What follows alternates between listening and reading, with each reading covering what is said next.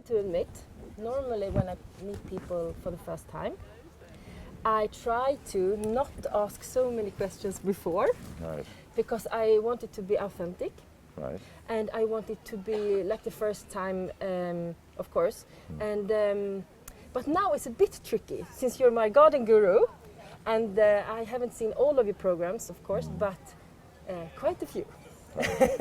But I try to ask questions that I know that our OdlingsTV public like to ask. Okay, now we're here at the Sofiero garden. What were your first impressions here?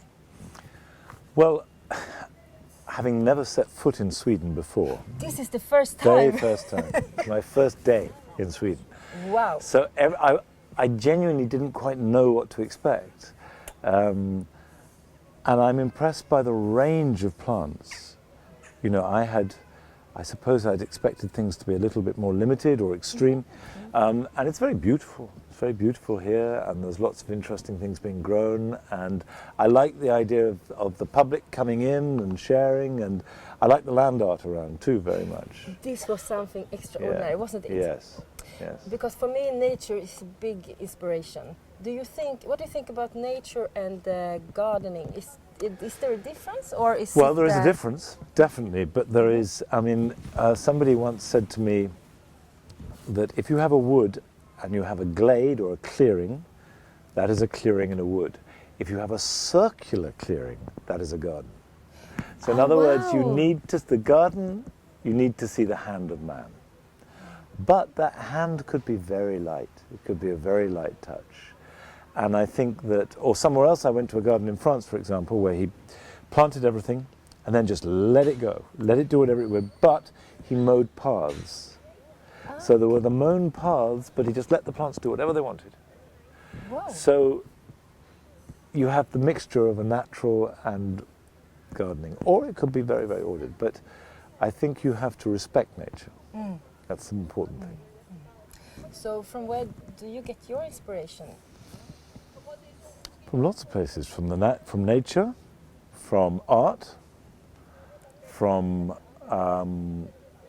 the experience of doing it. So I will grow something and then I'll say, it doesn't like that, I'll move it, I'll try something else. From looking at other gardens, a lot of looking at other gardens. How many other gardens have you seen, you think? Oh, thousands. Yeah, Thousands. it must be. Yeah, all over the world. I have never kept count, but thousands, yes. But the first time here in Sweden, Yeah. is there something that you feel especially Swedish? Well, we have a very simplistic view of Sweden and Scandinavia, to some, which is that it's ordered, it's wholesome, it's clean, it's very controlled. So that's maybe what I expected. Okay. I'm very delighted to see things a little bit looser, you know. Okay, that's interesting. Yeah, yeah. Okay. Is there some special plants you? Not Scandinavian. No, No, I don't think so. There's nothing. No, there are no plants that I associate with Sweden. Really, maybe there should be. I'm not sure actually. No. I mean, I think we get inspired from everywhere. Yeah. But I know that you like to grow things that naturally are, likes to be grown there. For example, vegetables and so on. Yeah. Have you any favorite vegetables right now? I mean, it could. Yeah. Well, at this time of year, Yeah. we are growing at home a lot of squashes, so courgettes. Pumpkins and squashes are not quite ripe yet, but they're coming up. We have a lot of French beans. I love beans. Yes.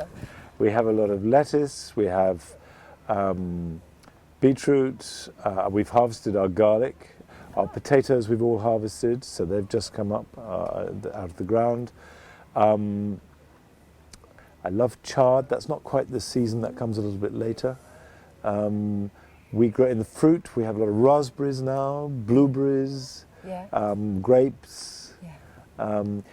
And then our tomatoes are at their very best. So Of I have course. a whole greenhouse with nothing but tomatoes in it. So we grow a lot of tomatoes. We harvest our tomatoes by the wheelbarrow load. So we have, what I do is I fill a wheelbarrow and I wheel them into the kitchen, and then we process them. Okay. We make sauce. You have some special tomato sort? No, we grow different ones. I grow usually 3, 4, or 5. So this year I'm growing. I always grow one called Gardener's Delight. Oh, that's my favorite too. Oh, really? I always That's grow. good. I didn't know you were growing. Yeah. I grow one called Consoluto Fiorentino. Yeah. I'm growing one called Rose de Ban this year, which is a very nice one. And I will experiment usually. I mean, I'm just growing those 3 this year, but I'll grow, up to 100 plants in any one year. So we grow a lot of, and I grow a lot of herbs. They're very good for herbs at the moment. For instance, we grow lots of basil, and we make pesto, and we. Oh, hello. It's my son. The son ringing you up. So if this is live, is your son? Your son could be live. Well, that's a good sign, isn't it? Okay, He's calling, so he should be. So if your We're son live is again. calling, is going there. I like that. Hi, Alex. I need to ask these questions from my children. Okay. Because they were a little bit shy to ask them themselves. Have you any how do you say? Have you any animals at home? I have 5 dogs. 5 dogs. I have 5 dogs. We have chickens, and then on the farm we have 1,500 sheep. Wow. And we have 50 cattle. Wow. So I have some animals. You have some animals. Because tomorrow we are going to pick up some. I don't know if it is the same name in English, but it's yellow ducks, gulanka. Right. Yes. Yeah. I don't think we call them yellow ducks, but certain type of ducks. Yeah.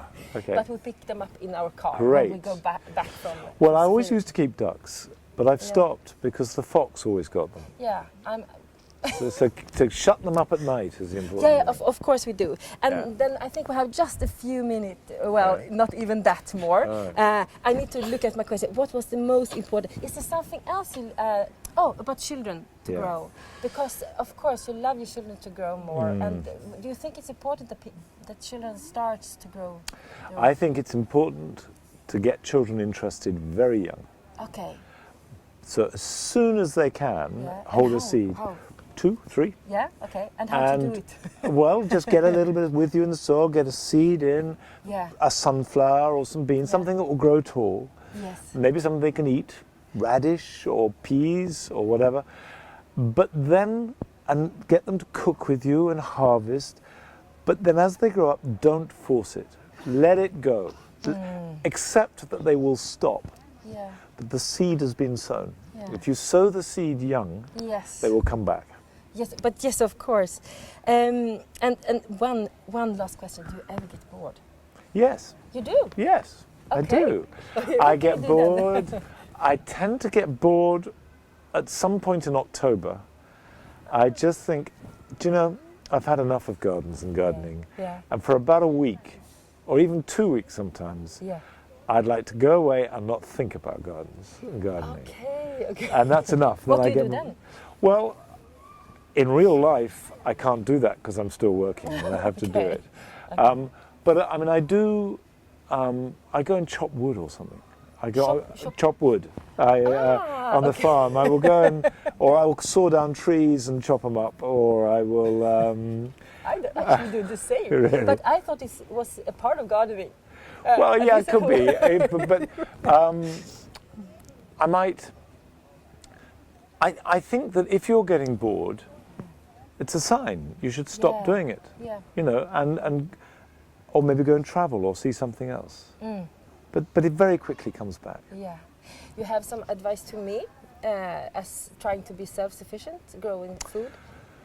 Well, self-sufficiency is, I mean, if you're really trying to be self-sufficient, it's hard. Yeah. It's really hard.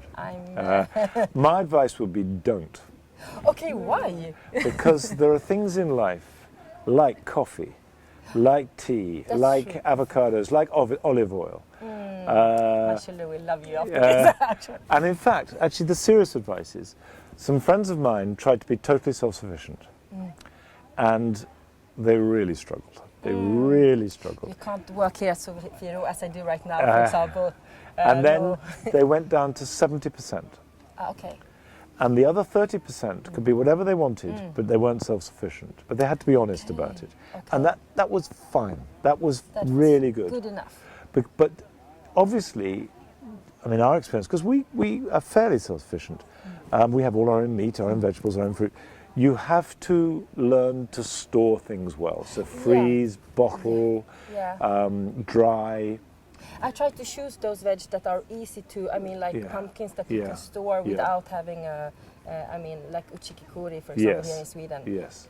So that I think is, I mean, we're not self-sufficient in animals eating, but in vegetables. Yes, so well, in vegetables, I think, keep sowing lots and lots of small amounts, so you have succession, and then store. So that's, for instance, our tomatoes. We make sauce, and we only eat about 10% of our tomatoes fresh. The rest we store. Okay.